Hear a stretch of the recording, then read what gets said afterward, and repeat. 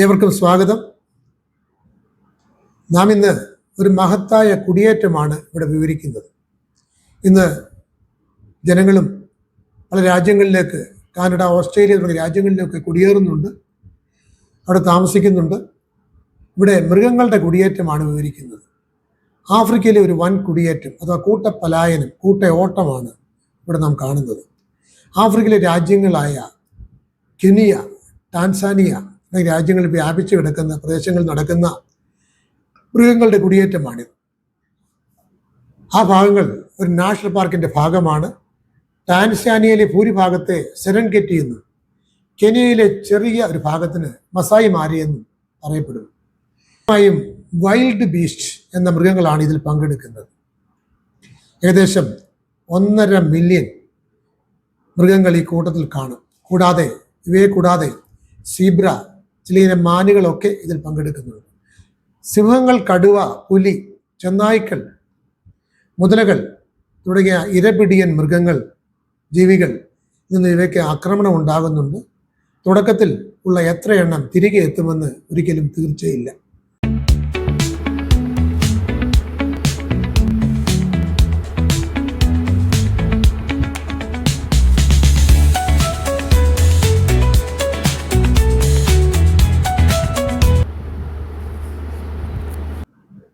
ജനുവരി, March മാസങ്ങൾ ഇവയുടെ പ്രജനന കാലമാണ്.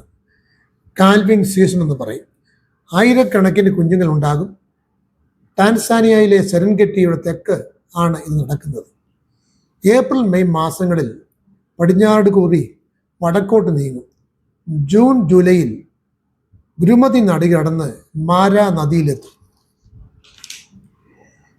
മാരാ നദി കടന്ന് ജൂലൈ, ഒക്ടോബറിൽ കെനിയയിലെ Masai മാരിയിലെത്തും.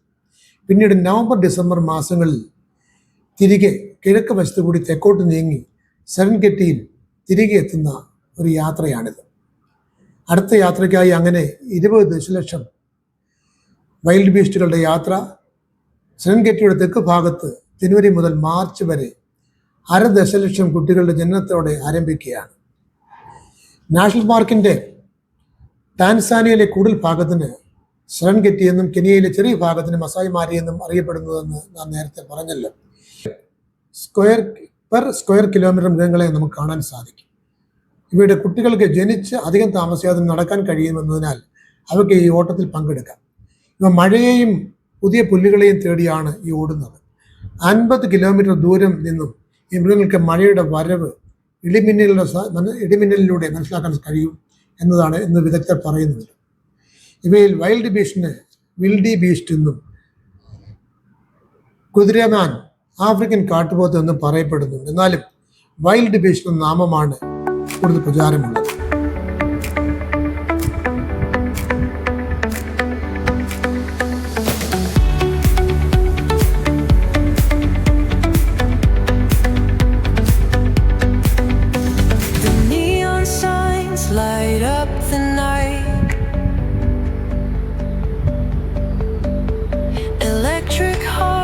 In a city so bright,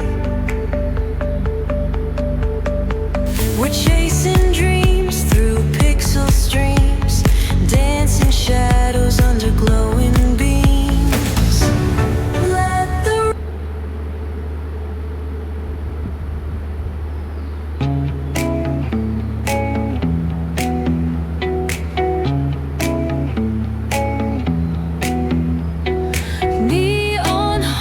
like a subtle thrill, shadows dance on the windowsill.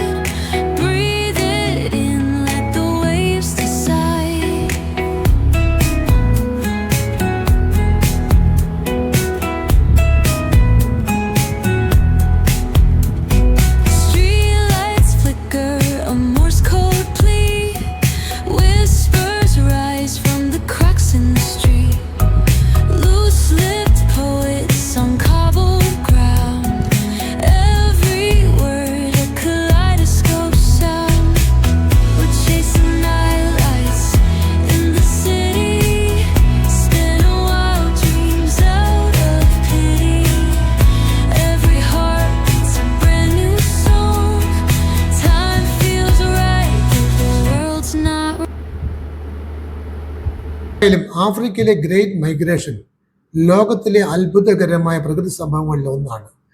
ഭക്ഷണവും വെള്ളവും കണ്ടെത്തുന്നതിനായി വന്യമൃഗങ്ങൾ നടത്തുന്ന വാർഷിക യാത്രയാണിത്. ഈ മഹത്തായ കുടിയേറ്റം ടാൻസാനിയയിലെ സെറൻഗെട്ടി നാഷണൽ പാർക്കിലും കെനിയയിലെ മസായി മാര നാഷണൽ പാർക്ക് റിസർവിലും ആണ് നടക്കുന്നതെന്ന് മനസ്സിലാക്കിയല്ലോ.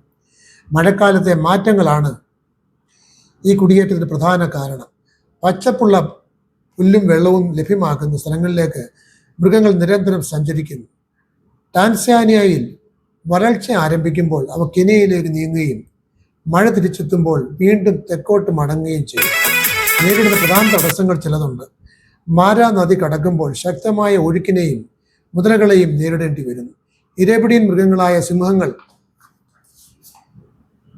ചീറ്റകൾ, ഹൈനകൾ തുടങ്ങിയവ ഇവയെ പിന്തുടരുന്നു. അതിനാൽ ജീവൻ രക്ഷാ പോരാട്ടവും ആവശ്യമായി വരുന്നു. അതേപോലെ കുഞ്ഞുങ്ങളുടെ ജനനവും പ്രധാനമാണ്. സെക്കൻഡ് സെറൻഗെറ്റിയിൽ ആയിരക്കണക്കിന് കുഞ്ഞുങ്ങൾ ഒരേ സമയം ജനിക്കുന്നു. ഇത് നിലനിൽപ്പിന് സഹായിക്കുന്നുണ്ട്. പരിസ്ഥിതി സന്തുലിതാവസ്ഥ നിലനിർത്തുവാൻ ഈ കുടിയേറ്റം സഹായിക്കുന്നു.